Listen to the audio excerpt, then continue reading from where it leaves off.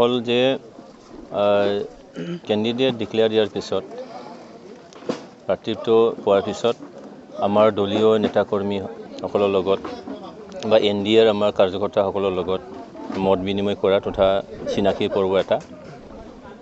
এই পৰ্বলৈ যোৱা প্ৰাৰ্থী ঘোষণা কৰাৰ পিছতেই মই বিভিন্ন জিলা বিভিন্ন ব্লক তথা প্ৰাইমাৰীত মই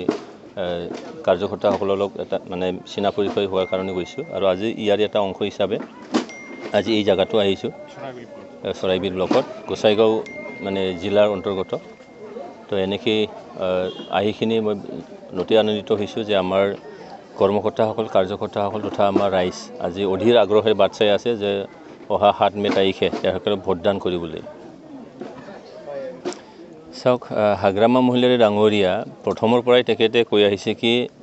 অহাকালি মানে চৰকাৰ তেওঁলোকৰ গঠন হৈ আছে পৰখি চৰকাৰ গঠন হৈ আছে আহি আজি 3 বছৰ কাৰ্য পূৰ্ণ হ'ল আমাৰ UPL দলৰ প্ৰমোদ বড়ো ডাঙৰীয়া চৰকাৰ সঁচাসঁচিকৈ যদি তেখেতে ভাল কামেই কৰিছিলে তেতিয়া ৰাইজে তেখেতক হয়তো নিশ্চয় সাপোৰ্ট কৰিলেহেঁতেন কিন্তু চাওক আমি কম সংখ্যক MCLA জিকি আমি চৰকাৰ গঠন কৰিছোঁ তেখেতে মানে ম্যাক্সিমাম নাম্বাৰ লৈ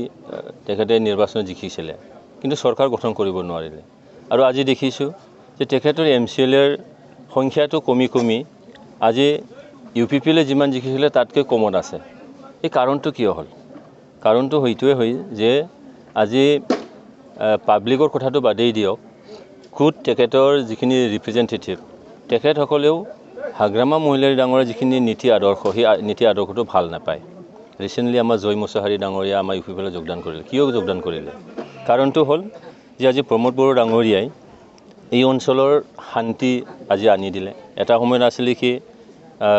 এই গোটেই অঞ্চলত অশান্তম এটা পৰিৱেশ জাতি জনগোষ্ঠীৰ মাজত ভেদাভেদ বিশ্বাসও ৰাখিব নোৱাৰা এটা অৱস্থা ভাতৃত্ববোধ নোহোৱা এটা হেৰাই যোৱা এটা অৱস্থা এই অৱস্থাটো আজি প্ৰমোদ বড়ো ডাঙৰীয়াই ঘূৰাই আনিলে যাৰ কাৰণে আজি বাজাৰ বা দোকান পোহাৰবোৰ য'ত হাগ্ৰামা মহিলাৰী ডাঙৰীয়াৰ নেতৃত্বত চৰকাৰ চলিছিলে 17টা বছৰ এই 17টা বছৰত সন্ধিয়া 6টা হ'লে বন্ধ হৈছিলে কিন্তু আজি চাওক গোটেই ৰাতিটো আপুনি অটত ঘূৰিব পাৰে বজাৰ পোহাৰ চলে এই পৰিৱেশত আজি দেখিছোঁ যে প্ৰমোদ বড়ো ডাঙৰীয়াই এইখনত শান্তি বিৰাজ কৰালে এইখনো আমাৰ ভাতৃত্ববোধটো ঘূৰাই আনিলে জাতি জনগোষ্ঠীৰ মাজত বিশ্বাসটো আনিলে প্ৰগতিটো নিশ্চয়কৈ হৈছে আপুনি তেনেকুৱা এটা প্ৰমাণ দেখুৱাকচোন হাগ্ৰামা মহিলা ডাঙৰীয়া 17টা বছৰত তেখেতে কি আঁচনি ৰূপায়ণ কৰিছিলে কিবা আছে নেকি নাই আজি প্ৰমোদ বড়ো ডাঙৰীয়াই ইয়াত জ্ঞান চাৰাং বিথাংকি অনসাই বিথাংকি আই অনসাই বিথাংকি মাইনাও চাৰাং বিথাংকি সুপাৰ 50 এই আঁচনিবোৰ কৰিছে আৰু ইয়াৰ দ্বাৰা ৰাইজ নিশ্চয়কৈ উপকৃত হৈছে আজি হাগ্ৰামা মহিলাৰী ডাঙৰীয়া শংকিত হৈছে যে আমাৰ UPL দলৰ যিখিনি উত্থান যিখিনি প্ৰমোদ বড়ো ডাঙৰীয়াৰ নেতৃত্বত চৰকাৰে ৰাইজৰ যেনেকৈ মংগল কৰিছে আজি ৰাইজে হেজাৰ UPL যোগদান কৰিলে তেওঁলোকৰ BPFৰ নেতা কৰ্মীসকলে আজি UPL যোগদান কৰিলে তেখেতৰ যিখিনি অস্তিত্ব এই অস্তিত্বৰ সংকটত আজি হাগ্ৰামা মহিলাৰী পৰিছে এই অস্তিত্বৰ সংকটত পৰাৰ কাৰণে নিজৰ সাপোৰ্টাৰ নিজৰ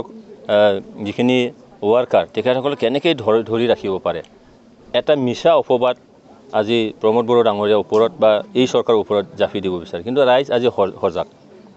ৰাইজ আজি সচেতন ৰাইজ তেখেতৰ নিচিনা ব্যক্তিৰ মানে কথাত আজি ভুল নাযায় আজি চৰকাৰৰ লগত আছে NDAৰ পক্ষত আছে আৰু আমি অহা নিৰ্বাচনত আমি ভাল এটা ফলাফল আমি দেখুৱাব পাৰিম কোকৰাঝাৰ লোকসভা সমষ্টি 1 নম্বৰ হয়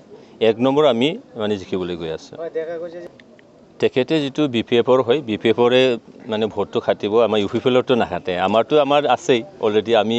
মানে 75% ভোট আমি NDA হিচাপে পাবলৈ গৈ আছোঁ তাত আমাৰ এক বিন্দু মানে ক্ষতি নহয়